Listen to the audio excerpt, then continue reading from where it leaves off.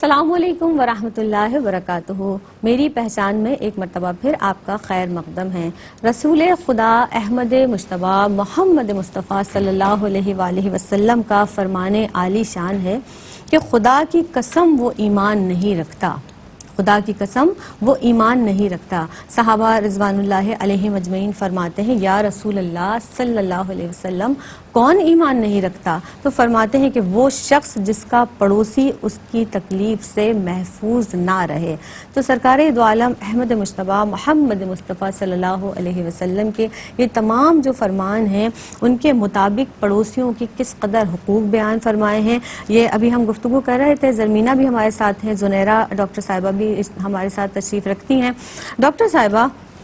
ہم پڑوسیوں کے حقوق کے حوالے سے بات کر رہے ہیں اور بے شمار حقوق نبی آخر الزماں احمد مجتبی محمد مصطفیٰ صلی اللہ علیہ وسلم نے ارشاد فرمائے، لیکن اگر ہم پریکٹیکلی فی زمانہ ہم اپنی پوری سوسائٹی پر نظر ڈالتے ہیں تو اس سے کچھ مختلف ہمیں جو ہے حالات نظر آتے ہیں۔ اسپیشلی اگر ہم پوش ایریاز کی بات کریں تو بالکل لا تعلقی اختیار کیے ہوئے ہیں اور اکثر پتہ ہی نہیں چلتا کہ پڑوس میں کیا ہو رہا ہے۔ اس کے نقصانات کو آپ کیسے دیکھتی ہیں، ارشاد فرمائیے گا۔ دیکھیے، جیسا کہ ہم نے بات کی ہے اور ہمیشہ ہم اس بارے میں بات کرتے ہیں کہ دین اسلام میں میرا ذاتی ہمیشہ سے نقطہ نظر یہ ہوتا ہے اور یہ بتانا مقصد ہوتا ہے کہ اس اینگل سے سوچئے کہ دین اسلام ایک وہ واحد دین ہے جو ہمارے بھلے کے لیے، ادروائز کوئی شخص آپ کو کسی طرح کی کوئی آرگنائزیشن ہے، کوئی انسٹیٹیوشن ہے، وہ آپ کے اوپر پابندیاں لگاتے ہیں اور ان کا مقصد آپ سے زیادہ خود کو فائدہ پہنچانا ہوتا ہے۔ صحیح۔ اللہ سبحانہ وتعالیٰ کا کمال رحمت ہے کہ اس نے یہ دین جو ہمیں عطا کیا، اس میں جو احکامات مقرر فرمائے اور تعلیمات نبوی صلی اللہ علیہ وسلم کی صورت میں جو سیرت النبی صلی اللہ علیہ وسلم ہمیں ملتی ہے اور حدیث مبارکہ سے ہم احکامات چنتے ہیں، اس میں سراسر ہماری فلاح اور بقا ہے۔ اور یہ فلاح اور بقا صرف آخرت سے وابستہ نہیں ہے بلکہ یہ دنیا سے بھی متعلق ہے کہ ہماری زندگی سہل ہو جائے، آسان ہو جائے، ہم ایک دوسرے کا درد محسوس کر سکیں اور ہم ایک دوسرے کی مشکل وقت میں مدد کر سکیں۔ تو یہ جس طرح بھی آپ نے خود بھی بیان فرمایا کہ سب سے قریب ہمسایہ ہے۔ پریکٹیکلی اگر آپ دیکھیے کہ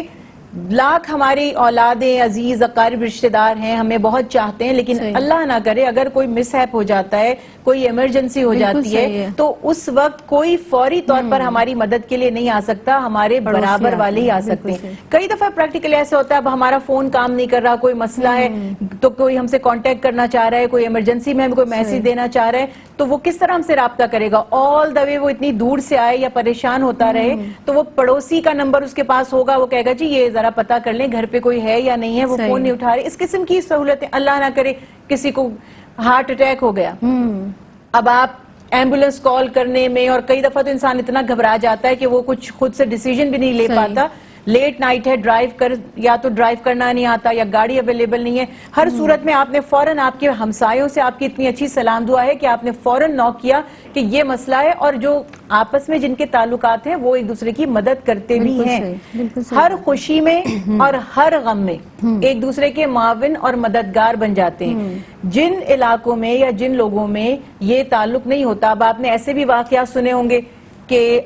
انتقال ہو گیا، گھر میں ڈیڈ باڈی پڑی ہوئی ہے۔ میں نے تو اپنی آنکھوں سے ایسے بہت سارے، مطلب میرے اپنے اسٹوڈنٹس نے مجھے بتایا کہ ان کی والدہ کسی اور جگہ رہتی تھی اور وہ بیمار تھی، ان کے انتقال کو 3-4 دن ہو گئے، بیٹی کسی اور ٹاؤن میں تھی اور وہ مستقل فون کر رہی ہے اور والدہ فون نہیں اٹھا رہی۔ بالآخر جب بدبو گھر سے باڈی کی باہر پہنچی ہے تو ہمسایوں نے بتایا کہ کچھ مسئلہ ہے اس گھر میں، تو پولیس آئی، انہوں نے لاک کو توڑا اور پتا چلا کہ خاتون کا اندر انتقال ہوئے ہوئے بھی کتنے دن گزر گئے۔ تو یہ سب چیزیں کسی کے بھی ساتھ ہو سکتی ہیں، یعنی اتنی لا تعلقی پڑوسیوں سے۔ بالکل، ہمیں اس کے لیے ہمیں خود انیشیٹو لینا ہے، یعنی ہم یہ ایکسپیکٹ نہ کریں کہ دوسرا ہم سے اچھا سلوک کرے، پہلے ہمیں پہلا سٹیپ لینا پڑے گا۔ اور یہ یاد رکھیے، دیکھیے ہر انسان اپنے فائدے کے لیے ہی سب کچھ کرتا ہے، ہم عبادت بھی اپنے فائدے کے لیے ہی کرتے ہیں کہ ہم دوزخ سے بچ جائیں گے اور ہمیں جنت ملے گی۔ تو اس فائدے کو ہی مد نظر رکھتے ہوئے اسلام نے آپ کو یہ تعلیمات دی ہیں کہ اپنے ہمسائے سے اچھا سلوک کریں۔